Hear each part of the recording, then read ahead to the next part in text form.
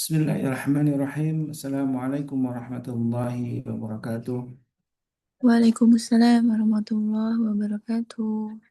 Innal hamdalillah nahmaduhu wa nasta'inuhu wa nastaghfiruh wa na'udzu billahi min shururi anfusina wa min sayyiati a'malina. May yahdihillahu fala mudilla lahu wa may yudlil fala hadiya lahu. Asyhadu an la ilaha illallah wahdahu la syarika lahu wa asyhadu anna Muhammadan abduhu wa rasuluhu alladzi la nabiyya wa ba'da. اللهم صل وسلم وكرم وبارك على نبينا وشفيعنا ومولانا وقدوتنا وإمامنا محمد وعلى آله وصحبه ومن اهتدى بسنته وعلى عمله. Alhamdulillah wasyukurillah jamaah yang dimuliakan Allah, jamaah Majelis Keluarga Indonesia yang benar senantiasa dirahmati Allah dan Allah terus istiqamahkan kita dalam kebaikan setelah kita melaksanakan amalan ibadah wajib untuk pelengkap adalah menjadi keistimewaan kita di hari ini, di pagi ini kita hadir dalam majlis ilmu, sebuah majlis yang mudah-mudahan Allah Subhanahu wa taala jadikan wasilah untuk memudahkan kita masuk surga Allah Subhanahu wa taala. Sebagaimana disebutkan dalam sabda Nabi yang mulia, "Man salaka tariqan yaltamisu fihi ilman, sahala lahu tariqan ilal jannah." Salawat dan salam tentu senantiasa kita aturkan kepada Nabi kita baginda Rasulullah SAW, juga untuk keluarga beliau dan para sahabatnya. Mudah-mudahan kita pun termasuk umatnya yang insya Allah kelak akan mendapatkan syafaat dari beliau. Amin. Amin. Sahabatku yang dimuliakan Allah, jamaah Majelis Keluarga Indonesia, alhamdulillah kita bersyukur menjadi perutinan kita, dan alhamdulillah setiap pagi kita selalu mendapatkan sebuah kenikmatan hadir dalam majelis ilmu. Dan di pagi ini alhamdulillah kita akan sama-sama kembali berjumpa dengan guru kita Ustaz Hasan Bisri Hafizahullah Ta'ala, yang setiap Sabtu pertama setiap bulan dan juga di Sabtu terakhir kita akan kembali mendalami salah satu warisan dari sunnah Nabi kita baginda Rasulullah SAW, yaitu ruqyah syariah. Dan temanya sangat menarik tentang ain. Dan ini sebenarnya sangat mengerikan ya kalau kita baca berbagai hadis Nabi SAW. Ternyata banyak sekali orang yang meninggal kata sabda Nabi yang mulia karena ain. Bahkan tapi banyak orang yang tidak tahu betapa ain itu berbahaya, dan bahkan disebutkan satu-satunya yang bisa mendahului takdir ini adalah ain. Maksudnya memang ain itu begitu besar bahayanya. Dan kalau kita tidak waspada dan tidak tahu solusinya, maka eh, tentu menjadi eh, hal yang mengkhawatirkan. Dan alhamdulillah kita sudah dibimbing oleh guru kita Ustaz Hasan Bisri dan sudah hadir bersama kita untuk menjelaskan apa itu ain dan bagaimana cara penanggulangannya. Dan alhamdulillah syarat kita sudah lengkap ya. Rasulullah SAW sudah memberikan contoh-contoh bagaimana cara menangani ain. Assalamualaikum Ustaz Hasan Bisri. Waalaikumsalam warahmatullahi wabarakatuh. Sehat-sehat kayak Pak Asbah. Alhamdulillah bi khair. Baik, Keluarga sehat. Alhamdulillah ada nikmatillah, sehat-sehat alhamdulillah. Anggota MKI selalu dalam keadaan sehat dan dalam lindungan Allah serta hidayahnya. Amin. Amin, amin. Baik, insya Allah kita akan menuntaskan membahas sebuah tema penting tentang ain dan bagaimana solusinya. Silakan jemaah untuk menghadirkan satu suatu doa ya selalu untuk kita dan juga para guru kita wabil khusus ya. Mudah-mudahan Allah Subhanahu wa taala senantiasa limpahkan kesehatan dan juga keberkahan untuk guru-guru kita. Wabil khusus untuk guru kita Ustaz Hasan Bisri. Kita persiapkan diri kita untuk menerima hidayah dari Allah melalui ilmu yang insya Allah akan disampaikan oleh Ustaz Hasan Bisri. Kalau itu masyukur. Baik. Suara aman ya? Alhamdulillah sehat, ini sehat jelas. Syukran. Bismillahirrahmanirrahim. Assalamualaikum warahmatullahi wabarakatuh. Waalaikumsalam warahmatullahi wabarakatuh. Alhamdulillahirabbil alamin. Nahmaduhu wa nasta'inuhu wa nastaghfiruh wa na'udzu bihi min syururi anfusina wa min sayyiati a'malina. May yahdihillahu fala mudhillalah wa may yudlil fala hadiyalah. Allahumma salli wa sallim wa barik ala nabiyyika wa habibika Muhammad ibn Abdullah wa ala alihi wa sahbihi wa mawalah amma ba'd. Ya ayyuhalladzina amanu taqullaha haqqa tuqatih wa la tamutunna illa wa antum muslimun. Hadirin jamaah MKI dan para pemirsa di yang hadir di Zoom ini, semoga kita semuanya senantiasa mendapatkan rahmat dari Allah Subhanahu wa taala. Kita bersyukur atas segala nikmat yang telah diberikan oleh Allah dan semoga Allah terus menambah nikmat itu dalam kehidupan kita ini. Amin ya rabbal alamin. Kedua kalinya, marilah kita haturkan salat dan salam pada Nabi kita Muhammad sallallahu alaihi wasallam. Pemirsa sekalian, kalau kita membahas ain ini memang agak riskan, gitu ya. Kenapa riskan? Karena banyak orang yang belum memahami apa itu ain dan juga banyak kasus-kasus yang terjadi di sekitar kita, tapi kita nggak merasa bahwa itu adalah akibat dari ain. Oleh karena itu, kita memerlukan waktu untuk memahami hal ini, dan saya kira Ustadz Khalis ini akan berseri ya terkait dengan ain ini, karena memang kita harus pelan-pelan membahasnya. Tidak semua orang menerima apa itu ain, apakah ada atau itu hanya tahayul atau khurafat saja. Dan itu bisa kita maklumi karena dari dulu ada sebagian ulama yang mengingkari akan adanya ain. Dianggap itu sebagai mitos. Tapi mayoritas ulama menegaskan bahwa ain itu benar adanya. Tentu berdasarkan dalil-dalil yang ada di dalam syariat, baik dari Al-Quran maupun hadis. Dan hadirin sekalian, pada kesempatan kali ini kita akan membahas tentang apa itu ain dan bagaimana solusinya atau proteksinya.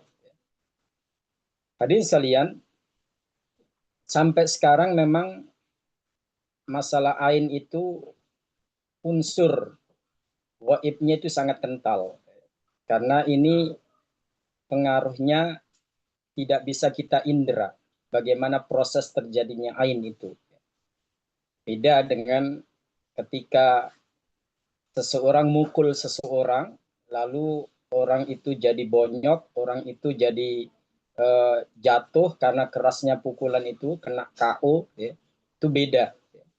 Itu bisa kita indera, bisa kita lihat, sehingga proses terjadinya rasa sakit atau gangguan pada korban itu kita tidak bisa memungkirinya. Nah, beda dengan ain ini. Kok bisa itu bisa menimpa seseorang? Dan kok bisa hal itu bisa terjadi?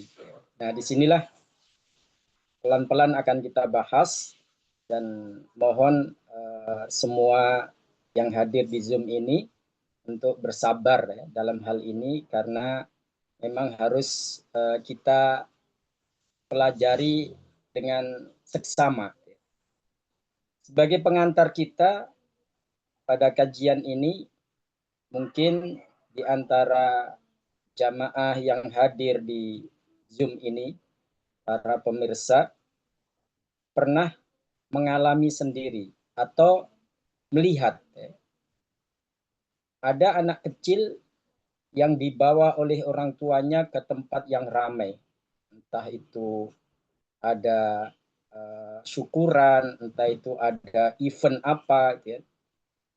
Nah, ketika selesai acara atau orang itu membawa anaknya pulang, tiba-tiba malamnya anaknya demam, panas, rewel. Dan kalau menurut orang-orang tua kita dulu, biasanya disimpulkan, anak lu kesambet di jembatan mana tuh? Anak lu tempelan apa setelah kamu bawa pergi? Memang hadirin sekalian, ada gangguan jin pada anak itu ada. Tapi ada juga penyebabnya itu adalah karena diawali dengan ain. Bisa jadi anak tersebut ketika di tempat yang ramai, dia menarik perhatian seseorang atau beberapa orang. Mereka kagum terhadap anak itu, tapi karena tidak didoakan, makanya ketika anak itu dibawa pulang, malamnya ada sesuatu yang merasukinya atau sesuatu yang mengganggunya.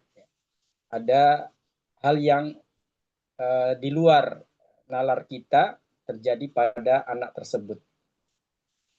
Dan ini sering terjadi.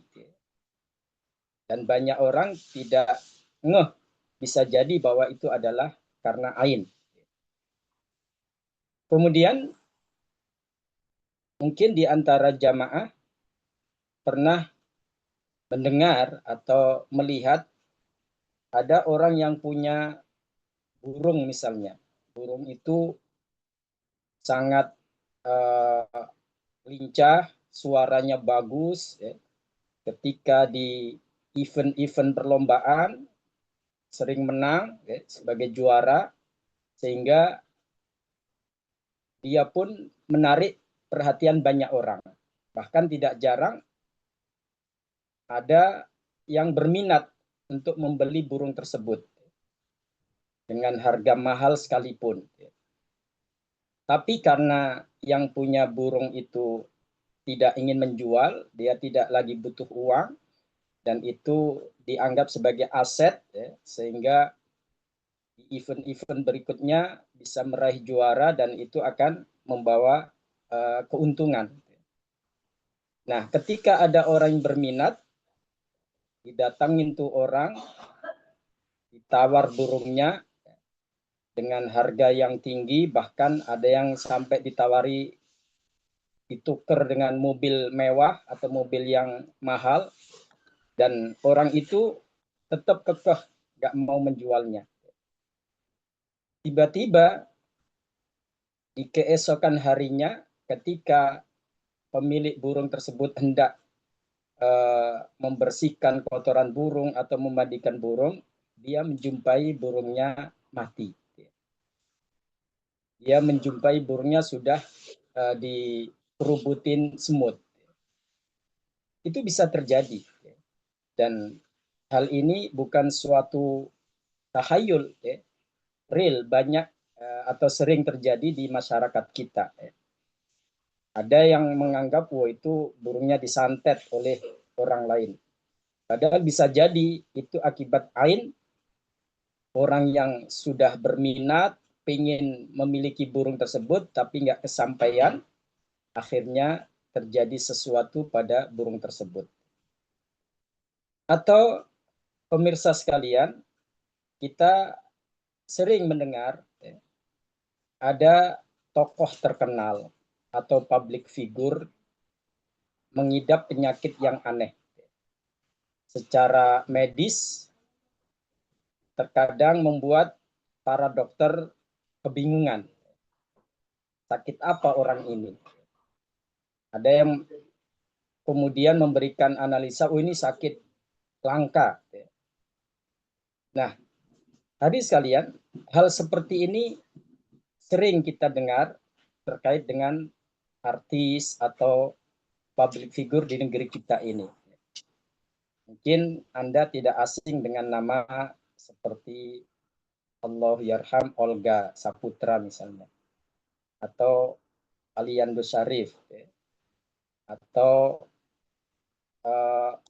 yang masih hidup seperti Asanti, yang sering di blow up, punya penyakit yang aneh sampai berobat ke luar negeri, atau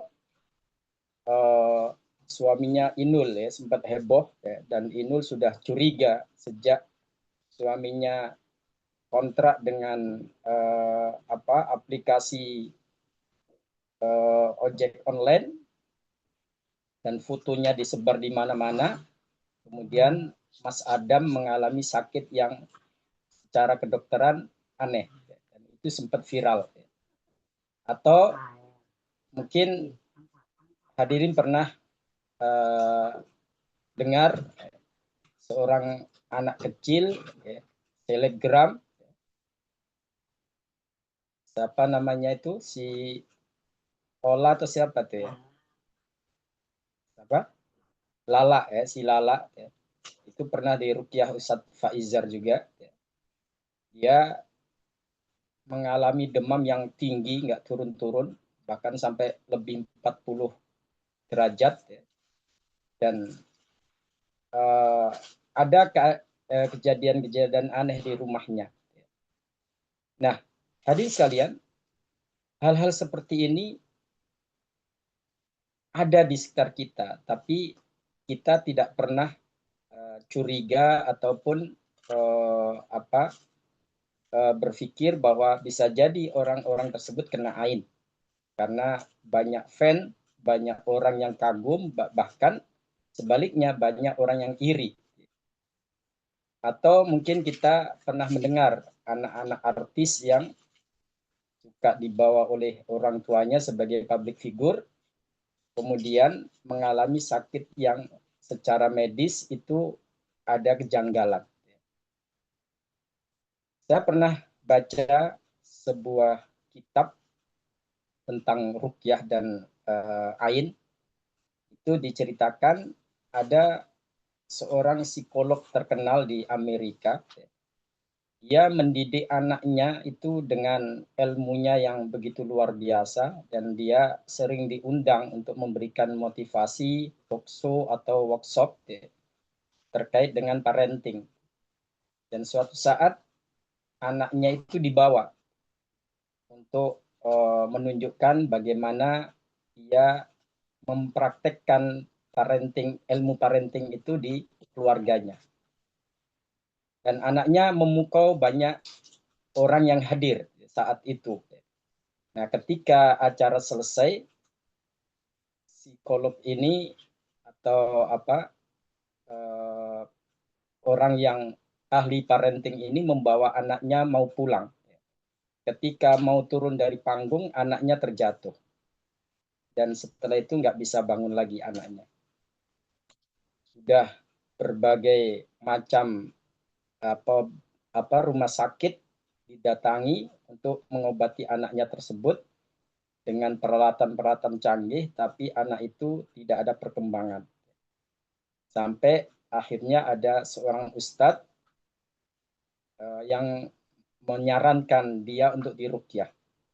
Alhamdulillah setelah beberapa kali proses ruqyah, anak itu pun normal kembali atau sembuh.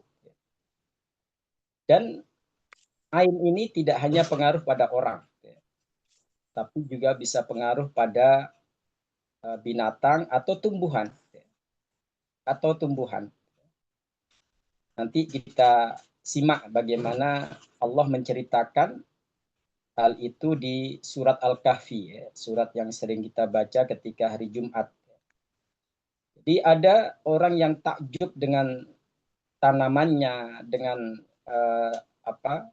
pohon yang dia tanam, yang begitu lebat buahnya, begitu rindang daunnya. Karena kekagumannya itu, akhirnya pohon itu tiba-tiba layu dan kering. Dan itu nanti bisa kita simak di surat Al-Kahfi.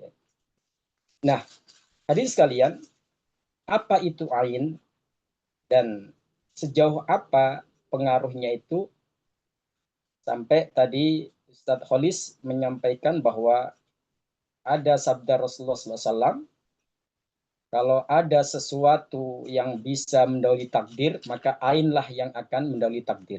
Saking ganasnya. Dan Rasulullah juga menjelaskan kebanyakan umatnya binasa karena ain. Ini menandakan bahwa ain itu suatu yang harus kita waspadai. Sebelum masuk ke hal itu, kita simak penjelasan dari Imam Ibnu Hajar Al-Asqalani rahimahullah dalam kitab Fathul Bari, jilid 10, halaman 200 sampai 205. Di situ beliau mendefinisikan ain dengan ungkapan beliau, wal ainu nadharun bistihsani masyubin bihasadin min khabithit tab'i yahsulu lil mangdur minhu darar. Artinya, ain adalah pandangan yang biasanya disertai dengan hasad, iri, dengki, yang berasal dari orang yang tabiatnya memang buruk, yang dapat menyebabkan orang yang dipandang itu mengalami suatu gangguan atau bahaya. Ini definisi yang beliau sampaikan. Sementara di halaman 205 beliau menegaskan wa annal aina takunu ma'al ijab walau biwairi hasad. Terkadang ain itu terjadi bukan karena hasad tapi karena kagum yang berlebihan. Kita mengidolakan seseorang, kita ngefan berat sama dia, ya. Kita kagum akan kehebatannya. Akhirnya orang yang kita kagumi tadi mengalami sesuatu yang mengganggu hidupnya. Bahkan mengalami sakit yang aneh tadi. Walau minar rajulil muhib wa minar rajulis soleh. Dan ain ini tidak hanya muncul dari pandangan orang yang memang tabiatnya jahat, yang punya iri dengki, tapi terkadang terjadi dari orang yang baik-baik, orang soleh. Bahkan orang yang mencintai kita. Jadi artinya hadis salian, seorang ayah atau ibu bisa menyebabkan ain pada anaknya. Atau kebalikannya. Seorang murid bisa menyebabkan ain pada gurunya. Atau sebaliknya. Saya dulu ketika mulai kuliah di Lembaga Pendidikan Islam dan Arab atau LIPIA di Jakarta, yang mana guru-gurunya mayoritas dari Timur Tengah. Dan saya memperhatikan waktu itu agak kaget. Guru-guru setiap mendengar jawaban dari murid-muridnya yang benar itu sering mengucapkan barakallahu lak, barakallahu fiik. Jadi sedikit barakallah. Ketika ketemu dengan muridnya, ditanya gimana kabarnya, alhamdulillah sehat, barakallah, didoain. Ternyata itulah cara Islam, ya. Nanti akan kita bahas detailnya, bahwa antivirus dari ain itu adalah doa. Jadi kalau kita kagum dengan seseorang atau gemes dengan seseorang, lalu kita doakan, nah itu antivirusnya. Kalau kita tidak ingin terjadi pada orang yang kita kagumi tadi, maka kita doakan dia, dan itulah benteng agar orang itu tidak terkena sesuatu yang membahayakannya. Jadi termasuk kita sebagai orang tua, kita bilang ke anak kita Allahumma barik, barakallahu fiik, barakallahu lak. Itu sebagai upaya agar kekaguman kita pada keluarga kita tersebut tidak menimbulkan efek negatif, atau sesuatu yang tidak kita inginkan.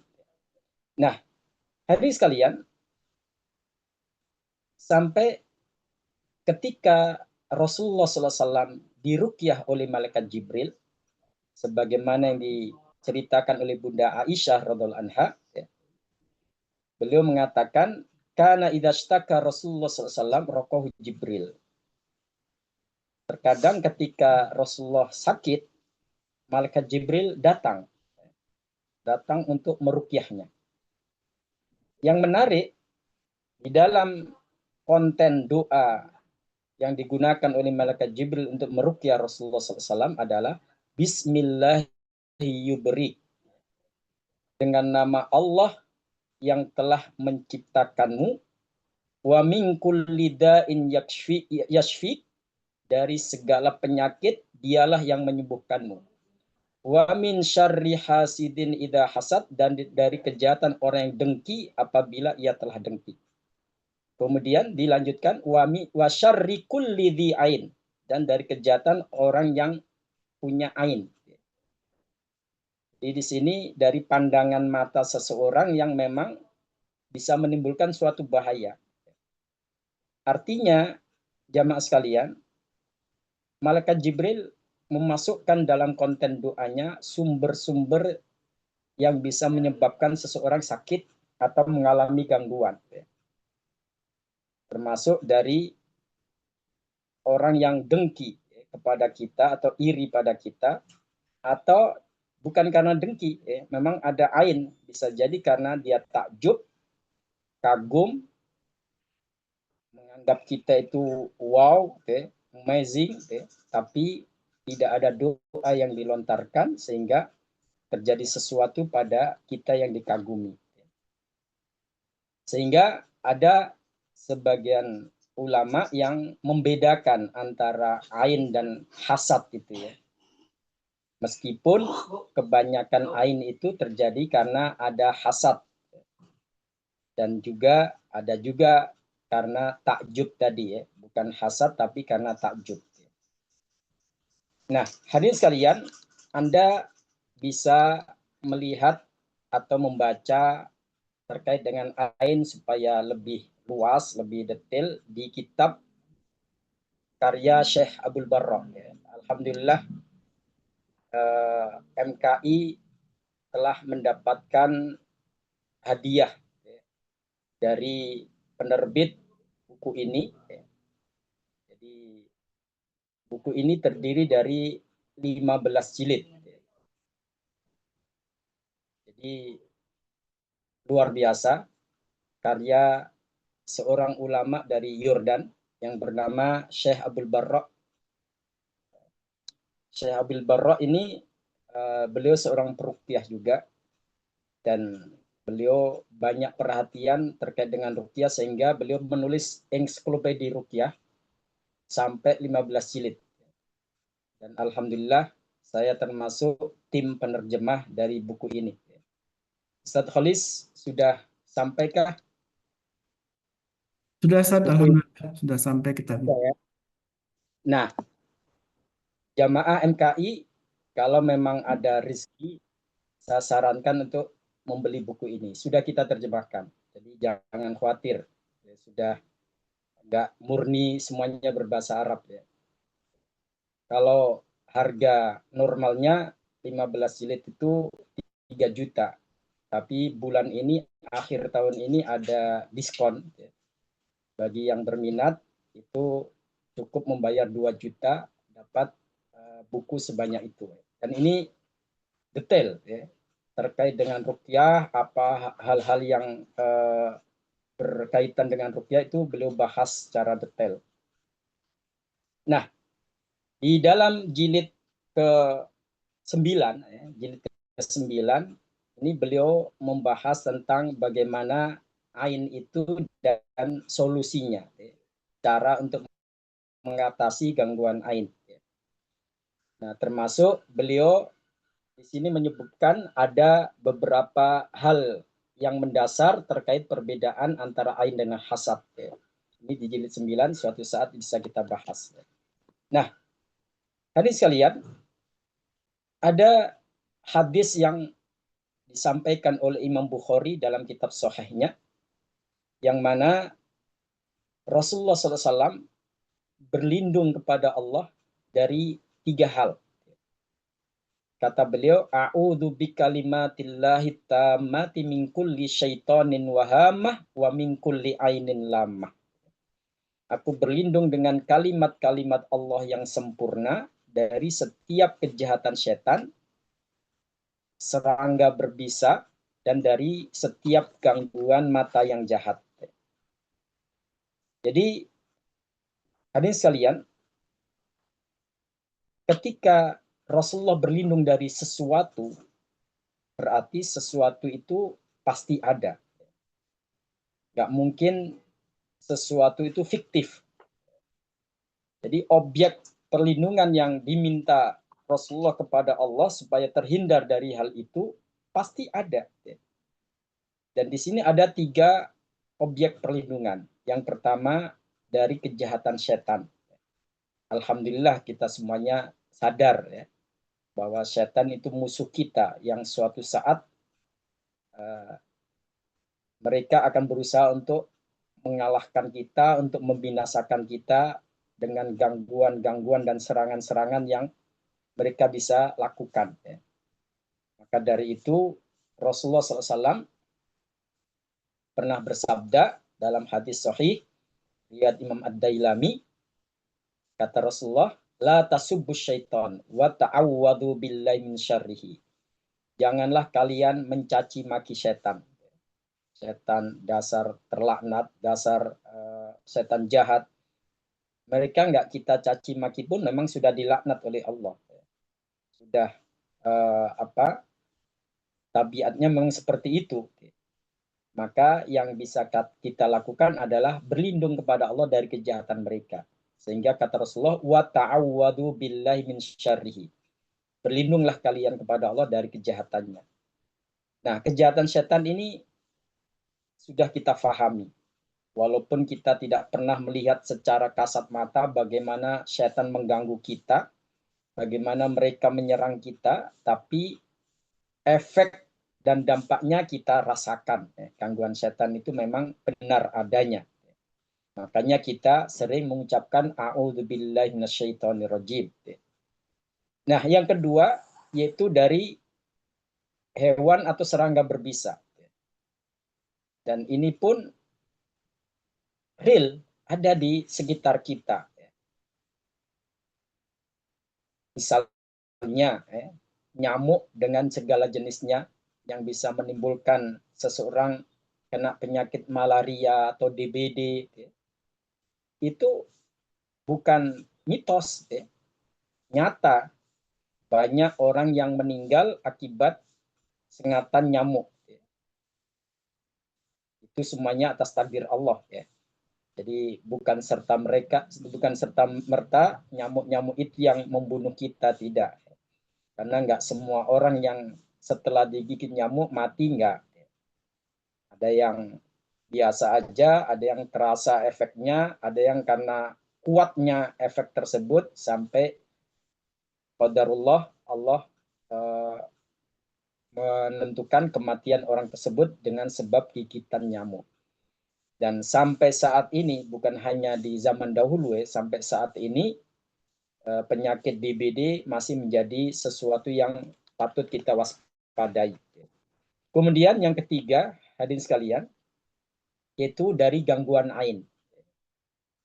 Jadi Rasulullah tadi tidak hanya berlindung kepada Allah dari kejahatan setan dan juga bahaya binatang atau hewan serangga berbisa, tapi wa min kulli ainin lamah, dan dari setiap gangguan mata yang jahat. Artinya ain itu memang benar adanya.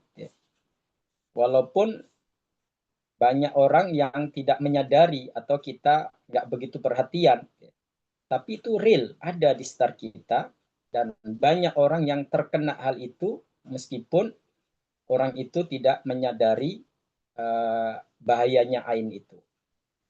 Cukup bagi kita riwayat yang disampaikan oleh Imam Nasai dalam kitab Sunannya dari sahabat Abu Sa'id Al-Khudri radhiyallahu an. Beliau mengatakan, karena Rasulullah SAW yata'awwadu min ainil jan wa ainil insi. Rasulullah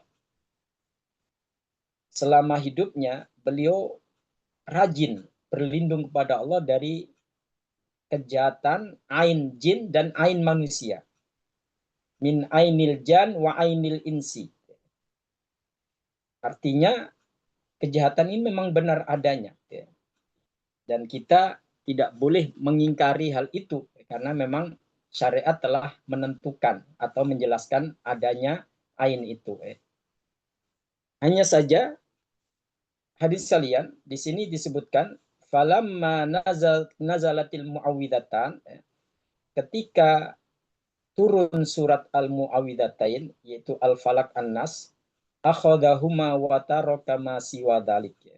Rasulullah lebih suka membaca dua surat tersebut daripada doa-doa perlindungan dari ain yang lainnya. Di sini Rasulullah lebih suka membaca dua surat tersebut karena itu sudah komplit, ya, paket-paket komplit di situ. Segala kejahatan yang ada di sekitar kita itu sudah termaktub di dalam dua surat tersebut, ya, Al-Mu'awwidhatain. Makanya disebut Al-Mu'awwidhatain, yaitu dua surat perlindungan. Nah, dari sini kita tahu bahwa ain itu memang ada. Sehingga Rasulullah sendiri, walaupun beliau punya fasilitas istilahnya maksum, ya, maksum itu terjaga dari hal-hal yang membahayakan beliau, ya. Malaikat telah ditugaskan oleh Allah untuk mengawal beliau, ya.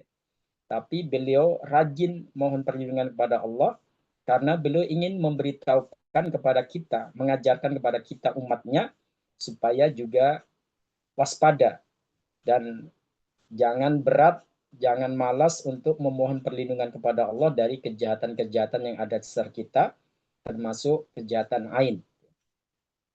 Di dalam riwayat Imam Ibnu Majah, Rasulullah dengan tegas mengatakan, sebagaimana disampaikan oleh Bunda Aisyah radhiallahu anha, "Ista'idu billah fa innal aina haq." Kata Rasulullah, mohonlah perlindungan kepada Allah karena ain itu benar adanya. Jadi kita disuruh secara khusus untuk memohon perlindungan kepada Allah dari gangguan ain karena itu bukan isapan jempol. Itu bukan mengada-ada, tapi memang ada. Nah, hadis kalian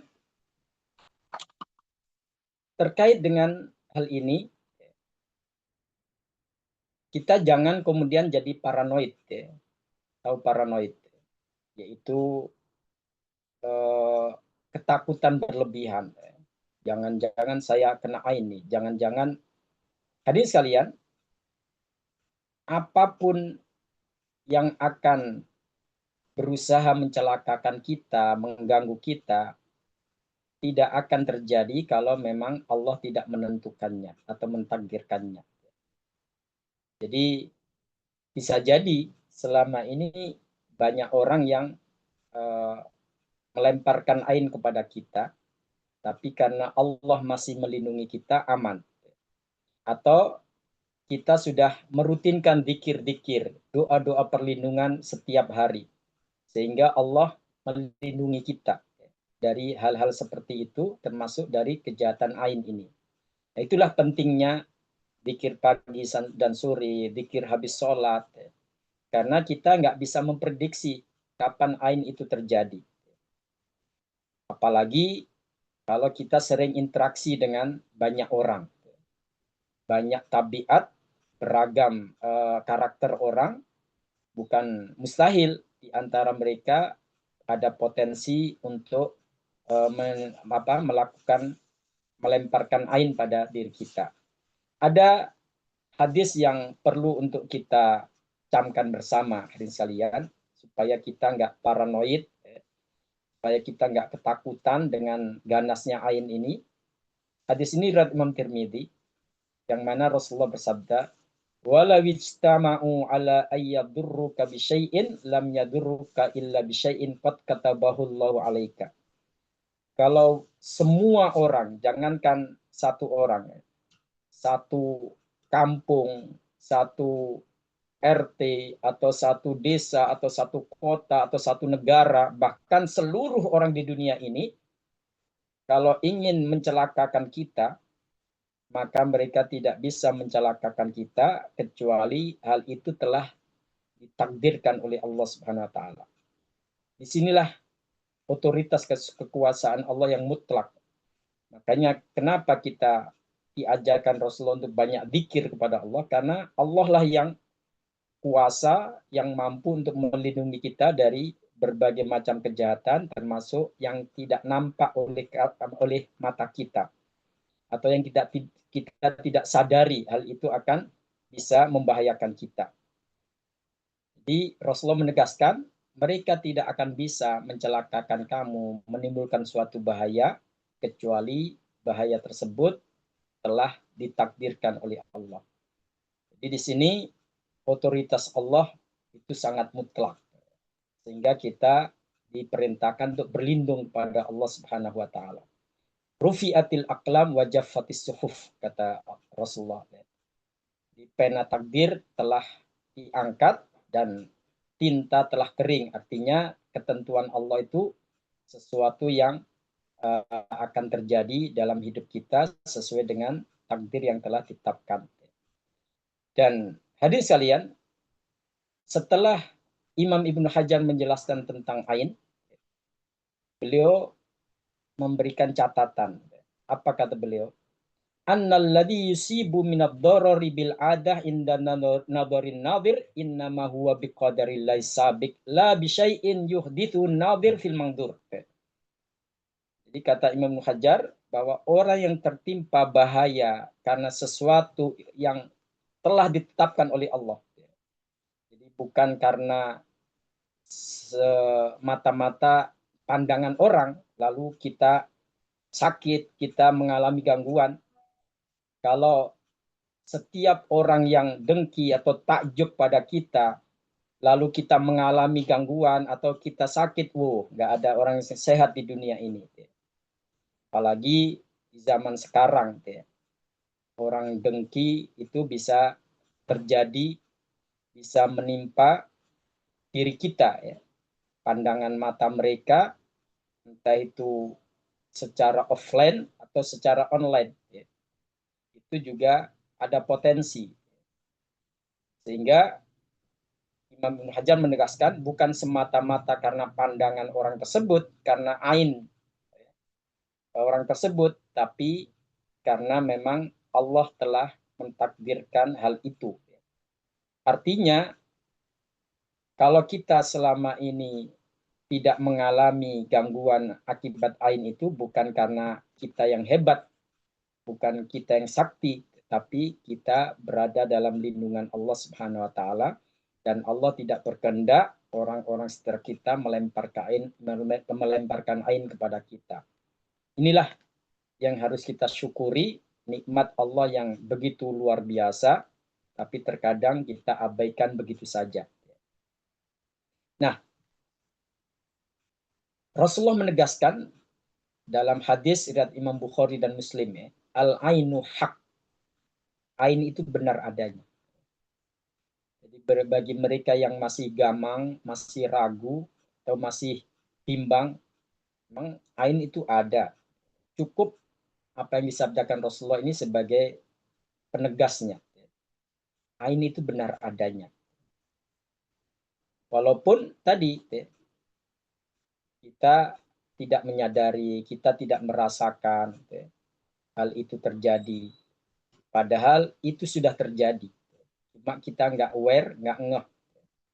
Kemudian selanjutnya, di dalam hadis riwayat Imam Ahmad, hadis sahih yang disahihkan oleh Imam Adz-Dzahabi rahimahullah, sahabat Ibnu Abbas radhiyallahu anhuma beliau menyampaikan qala Rasulullah sallallahu alaihi wasallam, bahwa Rasulullah bersabda, al-ainu haq.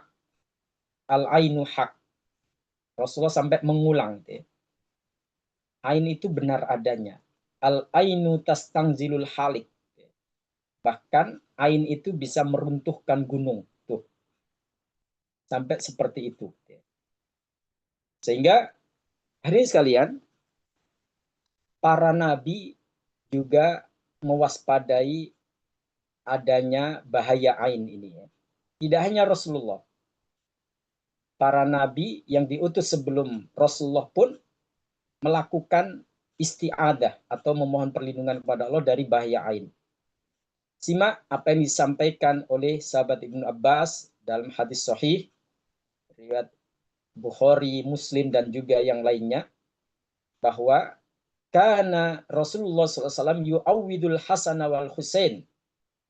Rasulullah SAW pernah mendoakan atau memohonkan perlindungan kepada Allah untuk kedua cucunya Hasan dan Husain dengan membaca u'idzukuma bikalimatillahi tammati min kulli syaitanin wahamah wa min kulli ainin lamah. Dalam riwayat yang lain, U'idzukum bi kalimatillahi tammati min syarri kulli syaitanin wahamah wa nadhari kulli ainin lamah. Aku memohonkan perlindungan untukmu berdua, Hasan dan Husain, dengan kalimat-kalimat Allah yang sempurna dari kejahatan setiap setan dan juga binatang berbisa atau hewan berbisa, dan dari pandangan ain yang jahat. Jadi di sini Rasulullah memohon kepada Allah supaya Allah melindungi kedua cucunya Hasan dan Husain. Berarti memang ain itu benar adanya. Kejahatan setan, kemudian bahaya serangga berbisa, sama ganasnya ain itu benar adanya. Sehingga tidak hanya untuk diri beliau memohon perlindungan kepada Allah, tapi juga untuk keluarganya termasuk cucunya. Yang menarik, Rasulullah kemudian mengatakan wa kana Ibrahim yu'awwidu biha Ismail wa Ishak. Dan Nabi Ibrahim pun ketika masih hidup, beliau memohonkan kepada Allah perlindungan untuk kedua anaknya, yaitu Ismail dan Ishak. Kemudian di dalam surat Yusuf, yang mana di situ diceritakan ketika Nabi Yakub alaihissalam mengetahui bahwa anak-anaknya itu hendak datang ke kota Mesir untuk mengambil BLT, untuk mengambil sembako gratis, karena saat itu Mesir mengalami pacaklik, sebagaimana yang dijelaskan di surat Yusuf, yaitu terkait mimpinya Nabi Yusuf saat itu. Mimpinya raja saat itu. Kemudian ditafsirkan oleh Nabi Yusuf bahwa suatu saat kita akan mengalami pacaklik. Sehingga Nabi Yusuf pun dipercaya untuk mengelola sebagai menteri pangan, sebagai penjaga gudang negara. Nah, di sini ketika saudara-saudara Yusuf hendak berangkat, yang jumlahnya 11 orang itu, Nabi Yakub berpesan kepada mereka. Anda bisa lihat di surat Yusuf ayat 57 ya. Wa qala ya baniya la tadkhulu min babin wahidin wadkhulu min abwabin mutafarriqah. Apa pesan Nabi Yakub? Wahai anak-anakku, nanti setiba di kota, janganlah kalian memasuki satu gerbang bersamaan, tapi berpisahlah, cari gerbang-gerbang lain, pintu-pintu yang lain. Jangan kalian semuanya masuk ke tempat tersebut melalui satu pintu. Dan hadirin sekalian, di sini Nabi Yakub berpesan seperti itu. Kenapa? Karena beliau khawatir anak-anaknya kena ain. Dan kita tahu hadirin sekalian, keturunan Nabi Yakub atau putra-putra beliau itu tampan-tampan. Wajahnya itu menarik semuanya. Apalagi Nabi Yusuf. Nah, itu yang dikhawatirkan oleh Nabi Yakub. Ketika mereka masuk satu pintu, pasti banyak mata akan melihat kepada mereka, yang tertarik perhatiannya pada mereka. Sehingga Nabi Yakub punya pesan khusus. Kalian menyebar. Jangan hanya fokus di satu pintu. Khawatirnya nanti banyak orang yang terpesona melihat ketampanan mereka, kegantengan mereka, lalu ada ain yang menimpa keturunan Nabi Yakub itu. Dan itu dijelaskan oleh Imam Ibnu Katsir di dalam kitab tafsir beliau, yaitu jilid 4 halaman 342. Di situ belum mengatakan qala Ibnu Abbas wa Muhammad ibnu Ka'ab wa Mujahid wa Dhahak wa Qatadah wa Suddi wa ghairu wahid. Jadi banyak ulama tafsir termasuk Imam Ibn Abbas, Muhammad bin Ka'ab, Mujahid, Dhahhak, Qatadah, Suddi, dan yang lainnya. Kenapa mereka menjelaskan kenapa Nabi Yakub melarang anak-anaknya masuk lewat satu pintu. Innahu khasyiya alaihimul ain. Nabi Yakub khawatir anak-anaknya kena ain. Wadzalika annahum kanu dawi jamalin wa hayatin hasanah. Karena anak-anak Nabi Yakub itu punya kegantengan dan ketampanan di atas rata-rata. Dan tampilan mereka mempesona. Fa khasyiya alaihim ayyusibahun nas bi uyunihim. Sehingga Nabi Yakub khawatir kalau mata-mata orang yang ada di situ tertuju kepada mereka, lalu terjadi sesuatu pada mereka. Hadirin sekalian, sebagai penutup, karena waktu ya, dan tema kita ini masih panjang, mungkin berseri-seri kayak tema kemarin ya. Makanya saya bilang sabar ya. Kita memang pelan-pelan karena hal ini masih asing ya di masyarakat kita terkait ain ini. Kisah menarik yang dipaparkan oleh Allah di surat Al-Kahfi. Dimulai dari ayat 34 ya, terus ya, sampai ke ayat-ayat berikutnya. Di situ disebutkan wa dakhala jannatahu wa huwa dhalimul li nafsihi qala ma adunnu an tabida hadi abada. Jadi hadirin sekalian, di situ dikisahkan ada seorang petani yang punya tanaman anggur yang begitu bagus, buahnya lebat, sehingga ketika suatu saat dia memasuki kebunnya, dia angkuh dan sombong. Apa katanya? Ma'adunnu antabida hadi abada. Aku yakin kebun ini tidak akan binasa selama-lamanya. Dia yakin ini akan menjadi aset yang menjanjikan bagi dia, penghasilan yang sangat menguntungkan, sumber cuan, sehingga dengan sombongnya dia mengatakan kebun ini tidak akan rusak, tidak akan binasa selama-lamanya. Bahkan di ayat selanjutnya, ayat 36, dia mengatakan wama adunnu sa'ata qa'imata wala irruditu ila rabbi la ajidanna khairam minha munqalaba. Aku kira hari kiamat tidak akan datang tuh, sampai seperti itu. Jangankan puting beliung, longsor atau banjir yang bisa membinasakan kebun ini, kiamat pun nggak akan terjadi. Itu saking setilnya dia, saking yakinnya akan kebun yang dia pelihara dengan seksama itu dan nampak hasil yang begitu melimpah. Lalu di situ ada orang yang mengingatkan dia supaya tidak angkuh, tidak begitu full kagum atau berlebihan dalam mengagumi kebun dia itu.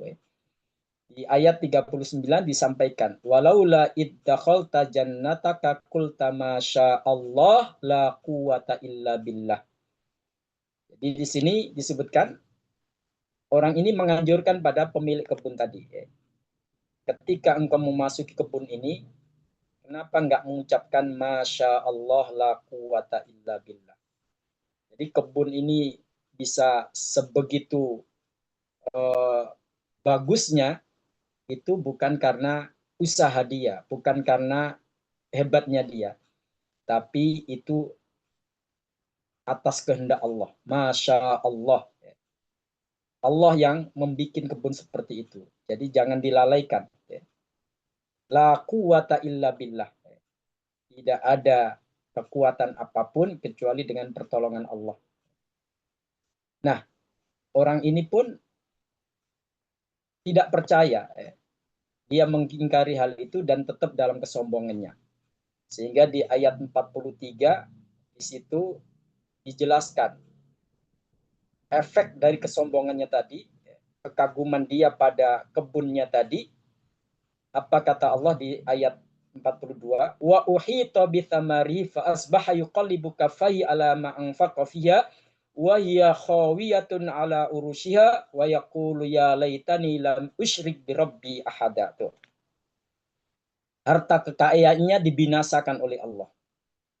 Lalu dia hanya bisa membolak-balikkan telapak tangannya. Why, kenapa ini? Kenapa ini? Kenapa dia kebingungan seperti itu? Di sini disebutkan wahiyya khawiyatun ala urushiha. Pagi-pagi ketika orang itu melihat kebunnya, ternyata anggur-anggurnya pada rusak, pada hancur. Tanamannya itu pada mati. Dan ini yang membuat dia shock. Ya. Bertanya-tanya, kok bisa terjadi? Kok bisa terjadi? Ya. Lalu dia mengatakan, ya laitani lam usyrik bi rabbi ahada. Aduhai seandainya saya dahulu tidak mempersekutukan Allah dengan suatu pun. Jadi di sini ini sekalian bagaimana pengaruh ain yang terlontar dari pemilik kebun itu sehingga menyebabkan kebunnya akhirnya hancur. Nah, dari sini hadis sekalian kita tahu bahwa ain itu memang benar adanya dan kita diperintahkan oleh Rasulullah secara khusus untuk berlindung kepada Allah dari bahaya ain. Walaupun sampai saat ini bagaimana mekanisme ilmiah pandangan seseorang bisa menyebabkan suatu bahaya pada orang yang dipandang atau pada korbannya itu belum kita dapatkan. Memang ada analisa-analisa bahwa pandangan orang itu ada partikel-partikel yang terlontar saat dia memandang yang itu bisa mempengaruhi udah ketawa datang kenapa masuk udah masih pendampingnya habis udah ketawa dia kalau bilang pendampingnya habis udah ketawa pertemuan berikutnya. Terima kasih.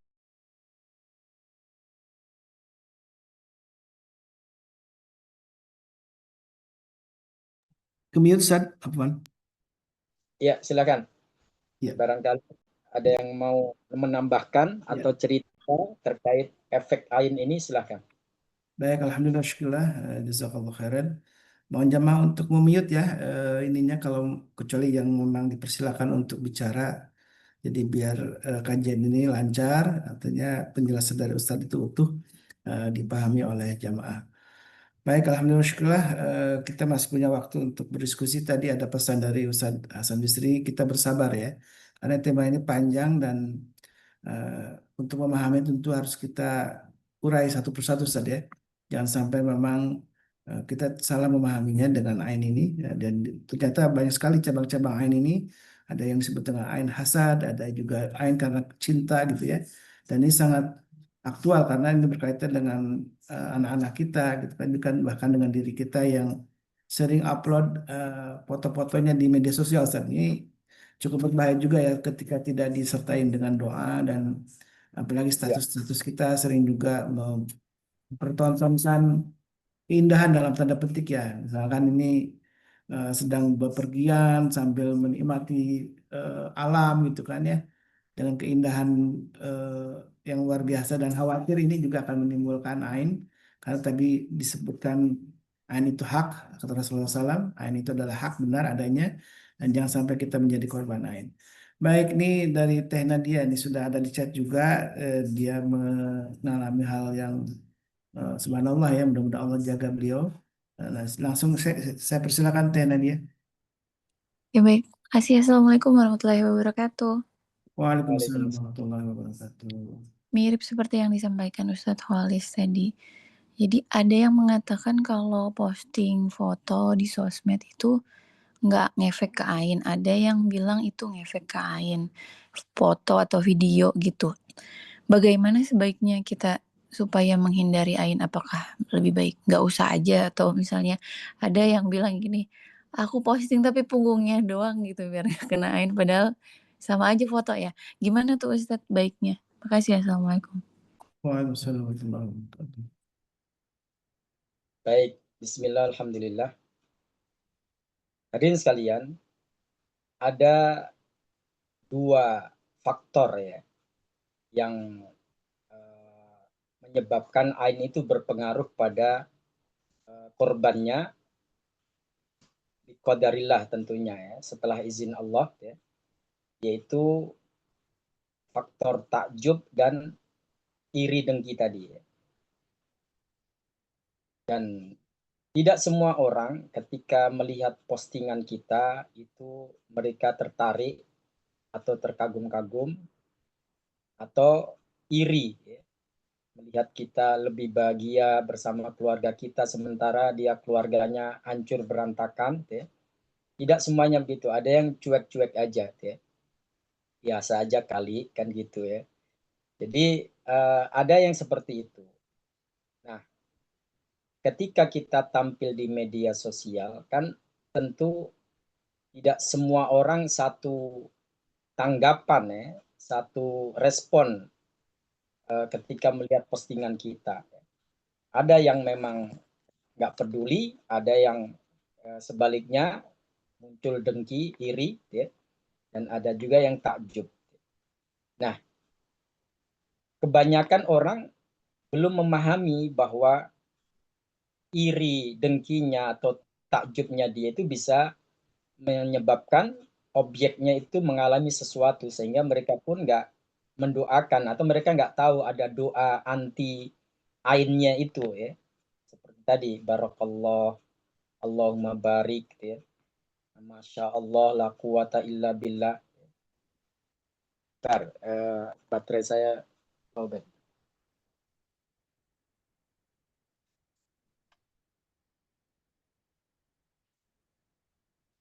Ya.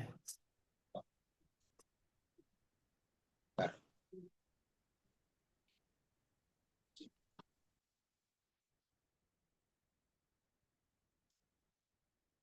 Baik, Mas kalian.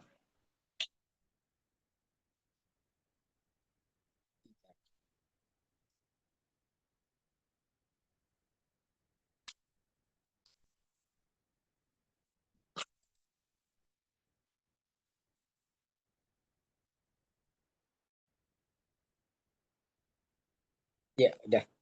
Jadi, kalau sekalian, apa yang harus kita lakukan ketika kita memposting sesuatu? Memang tidak harus dengan gambar ya, karena gambar itu yang biasanya membuat orang tertarik perhatiannya. Sehingga kalau memang tanpa gambar ada pesan-pesan moral atau pesan-pesan religi yang ingin kita sampaikan, silahkan. Nah, tapi kalau memang perlu dengan gambar, perlu dengan foto, ya, untuk menguatkan narasi yang kita sampaikan atau yang kita upload, ya kita barengi dengan zikir. Ya. Kita sebelum upload kita berdoa seperti doa yang diajarkan Rasulullah tadi ya. A'udzu bikalimatillahi tammati min kulli syaitonin wahamah wa min kulli ainin lama. Atau kita membaca surat Al-Falaq An-Nas. Ini sebagai upaya kita. Jadi sebelum hal-hal yang tidak kita inginkan terjadi, kita protek dulu, kita lindungi dulu dengan memohon perlindungan kepada Allah Subhanahu wa taala. Sehingga apa yang kita lakukan misinya tersampaikan dan efek itu enggak kita rasakan. Bahkan ada sebagian ulama ketika ditanya, mungkinkah orang yang buta itu bisa menyebabkan ain? Mungkin katanya. Jadi tidak melihat secara langsung, tapi dia mendengar suara kita yang merdu atau penjelasan kita yang menarik, sehingga ada rasa kagum dalam diri orang tersebut, atau kebalikannya ada rasa iri ya, dalam diri orang tersebut, lalu terjadi sesuatu pada diri kita. Bisa jadi. Ya. Tapi yang jelas, ya, kita jangan, sekali lagi saya pesankan jangan paranoid. Ya. Kalau menurut kita secara syariat itu sah-sah saja, ya kita lakukan. Ya. Bukan berarti wah kalau gitu kita nggak usah online, kita nggak usah keluar rumah, wah lebih itu lagi nanti ya. Kayak kajian ini nggak dibolehkan nanti ya. Di zaman Rasulullah biasa ya, Kalau memang mereka punya hajat untuk pergi, ya pergi. Ya. Ketemu orang, ya. Menghadiri keramaian, ya hadir. Ya. Tapi dikir mereka tetap jalan. Gitu ya. Nah ini yang saya maksudkan. Gitu ya. Jadi jangan sampai kita lupa untuk dikir harian, ya. Sementara aktivitas kita ketemu orang banyak. Ya. Entah itu online atau offline. Ya. Nah disinilah proteksi itu tetap harus kita jalankan.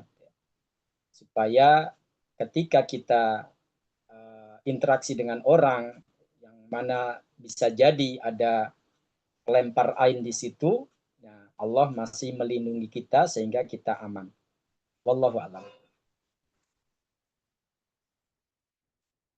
Lanjut, Uni. Ya Ustadz.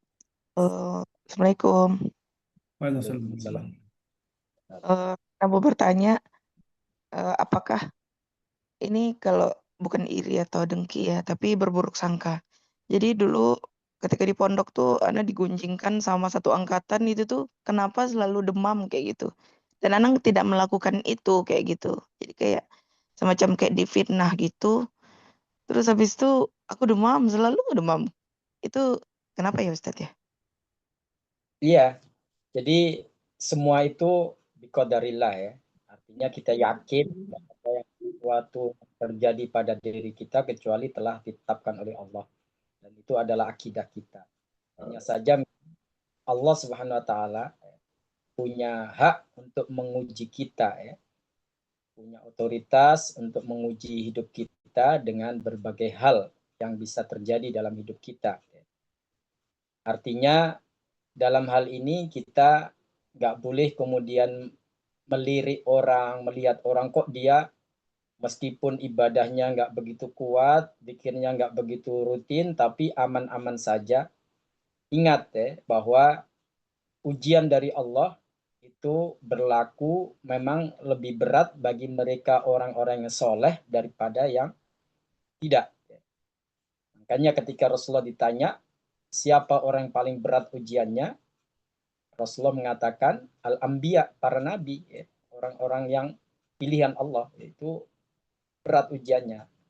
Summal amsal, summa amsal. Setelah itu mereka yang di bawah level nabi dan rasul, ya. Orang-orang soleh. Ya. Itu berat ujiannya. Ya.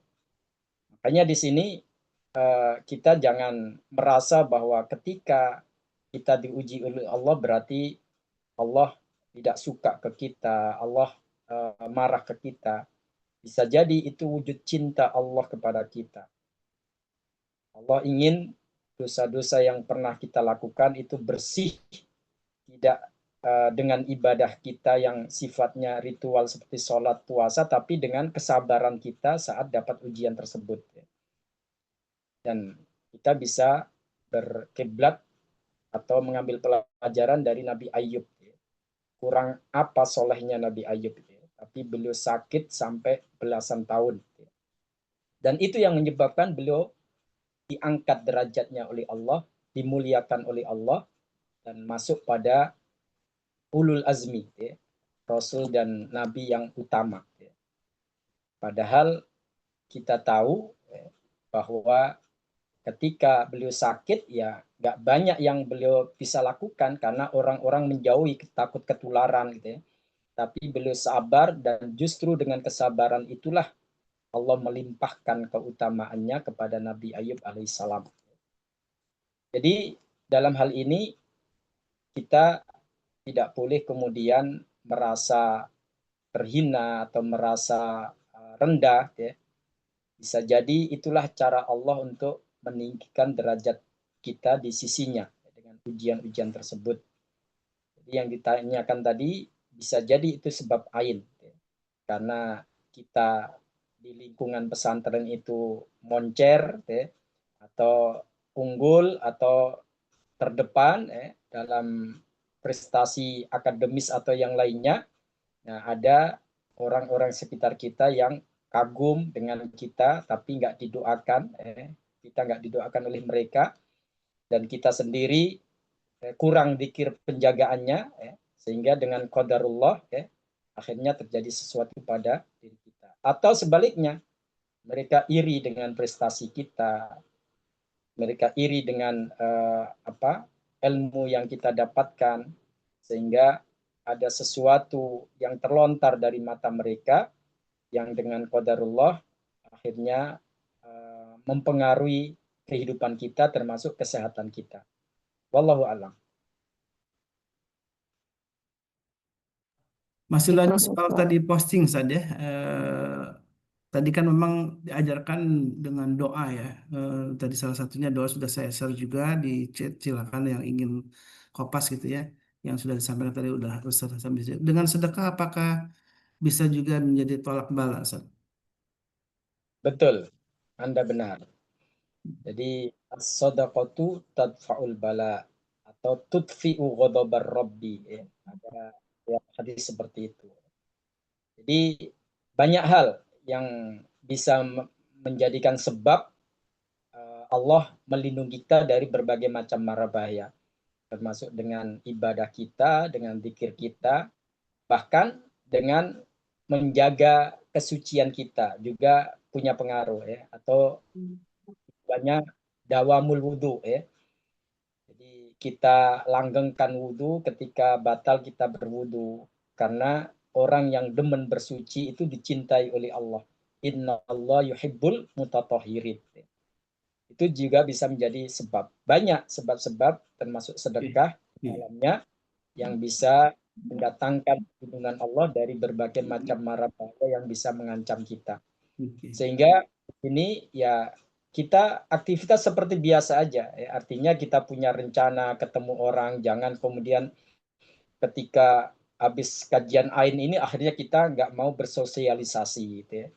Kita menutup diri, mengurung diri, ya jangan ya. Karena terkadang dari sosialisasi kita, interaksi kita dengan orang lain itu justru membawa manfaat bagi mereka ya.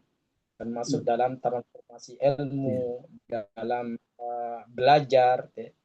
Jadi apa yang diperintahkan syariat kerjakan, dan kita barengin dengan tadi kata Rasulullah apa? Ista'idzu billah fa innal aina haq. Terus kita berlindung kepada Allah karena ain itu benar adanya. Wallahu a'lam.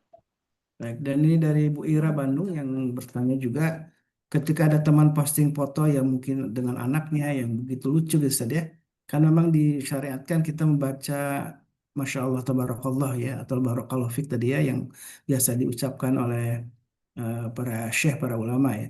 Apakah kita juga bisa mendoakan Ustaz, orang yang memposting itu supaya tidak terkena ain?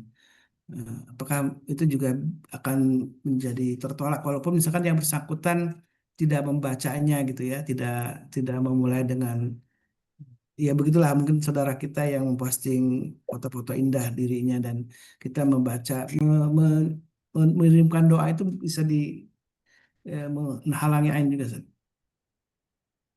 Ya, terima kasih.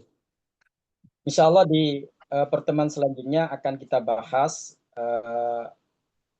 true story ya. Jadi kejadian nyata, kisah real di zaman Rasulullah. Ada seorang sahabat yang bernama Sahal bin Hunayf kena ain.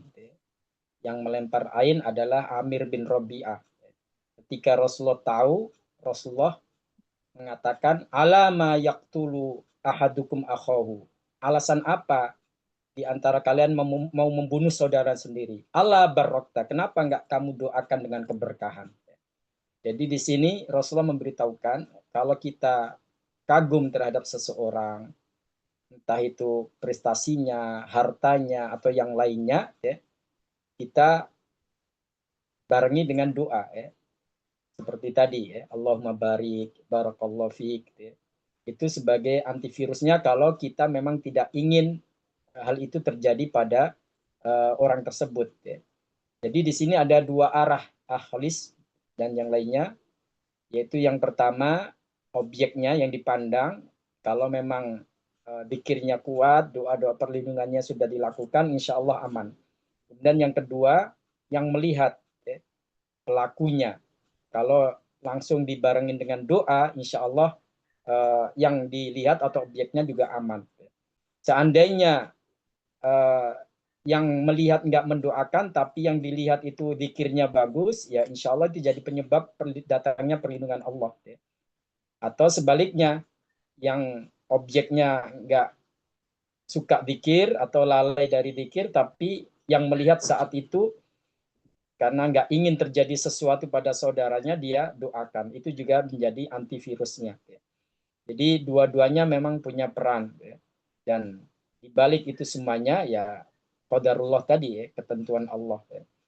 Jadi kita nggak usah bingung kok banyak orang yang zikir kagak, ketika interaksi dengan orang juga nggak apa-apa. Ya berarti memang Allah tidak mentakdirkan hal itu terjadi. Allah tidak menguji orang tersebut dengan cara itu. Dia bisa jadi dia diuji dengan cara yang lain. Jadi dalam hal ini kita sekali lagi jangan kemudian kita paranoid ataupun kita was-was atau kita nggak tenang akibat ain itu, karena semuanya nggak akan terjadi kalau Allah tidak mengizinkan. Wallahu a'lam. Baik, ini baru pengantar saja. Insya Allah nanti akan lebih Ya, bahas Allah kita lagi bagaimana ain dan bagaimana cara atau solusinya ketika ya, sudah di itu tanda-tandanya nanti akan kita bahas ya, tanda-tanda orang kena itu ain. lagi. Jadi mohon bersabar. Ini ada pernyataan tambahan tapi lebih berkaitan dengan fikih dakwah nih San. Dari Teh Yuni tadi yang menambahi tentang ini kreator dakwah di para perempuan ini kan banyak juga perempuan yang berdakwah di media sosial tadi ya. Eh, apa sebagai konten kreator dakwah ini sebenarnya berkaitan dengan etika dakwah atau mungkin fikih dakwah. Apakah dijawab oleh Ustaz atau mungkin di skip? Insya Allah berikutnya karena sudah jam 7 ini. Baik, baik, alhamdulillah, syukurlah, jazakallah khairan, Bisri yang sudah memberikan pengantar. Ini baru pengantar jamaah ya. Kita akan terus mendalami lagi tentang bagaimana ain dan bagaimana solusinya. Dan ini berbahaya sekali ketika kita tidak mengetahui bahaya ain dan bagaimana cara mengatasinya. Dan ada doa yang dari Rasulullah SAW yang sudah di-share sama admin dan juga silakan untuk bisa dihafal atau dibaca setidaknya ya ketika kita akan posting apapun yang menarik untuk dilihat oleh orang lain. Dan jangan lupakan untuk zikir pagi petang itu juga bagian dari penjagaan atau pencegahan dari bahaya-bahaya dari ain. Dan tentu sedekah seperti yang dikatakan juga oleh Ustaz Hasan Bisri mengutip hadis Nabi SAW bahwa sedekah menjadi penolak bala. Dan jangan lupakan mari sama-sama di pagi hari kita manfaatkan hari yang penuh berkah ini, pagi yang penuh berkah ini dengan keberkahan harta kita, salah satunya dengan sedekah. Sudah ada scan di sebelah kanan saya, silakan untuk dimanfaatkan nih ajakan untuk beramal soleh ini. Dan juga di grup MKI sudah ada apa namanya barcode-nya juga, ada nomor rekeningnya, karena insya Allah kita akan memanfaatkan semua amanah sedekah dari jamaah semuanya untuk kebaikan. Salah satunya insya Allah di tanggal 25 Desember kita akan ada khitanan masal ya. Nah, ini tentu banyak saudara-saudara kita yang sangat membutuhkan, apalagi di liburan sekolah ini, untuk khitan gratis insya Allah. Dan MPI sudah rutin melakukan khitan setiap bulan gitu ya. Dan ini ada momen yang di akhir tahun ini kita akan lebih besar lagi. Mudah-mudahan juga ada kajian-kajian tambahan. Mungkin eh, guru kita sudah saya bisa juga bisa membersamai kita ya. Tanggal 25 Desember Ustaz. Insya Allah di rumah Babe Haikal di Rubet kita akan adakan hitanan massal dan juga ada kajian-kajian dari para guru kita. Alhamdulillah Berapa tuh? syukur. Ya, Ustaz. Jam berapa? Di pagi hari saat biasa. Di pagi hari nanti jadwalnya mungkin lengkap setelah panitia menyusunnya insya Allah. Baik, insya Allah.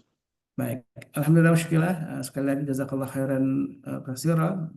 Ustaz Hasan Bisri, mudah Allah membalas semua kebaikan dari ilmu yang disampaikan untuk kita semua. Mudah-mudahan kita termasuk orang-orang yang mampu mengambil hikmah dari setiap ilmu yang disampaikan oleh para guru kita. Ini jangan lupakan donasi khitan masal sudah ada di samping kanan saya juga, sudah di-share oleh admin dan juga ada di grup. Silakan untuk ikut terlibat dan juga menjadi duta kebaikan dengan menyampaikan ke tetangganya, saudaranya yang ingin khitan gratis. Silakan, sudah ada eh, fasilitasnya. Dan mudah-mudahan ini kebaikan yang sangat penting untuk kita lakukan, menjadi duta-duta kebaikan. Alhamdulillah wa syukurlah, jazakallah khairan dan jazakumullah khairan juga bagi jamaah yang hadir di majlis ilmu ini. Kita tutup dengan doa kafatul majlis. Subhanakallahumma wa bihamdika Asyhadu an la ilaha illa anta astaghfiruka wa atubu ilaik. Mohon maaf kalau ada khilafan dari kami. Alaikum hadana wa iyyakum. Assalamualaikum warahmatullahi wabarakatuh. Waalaikumsalam.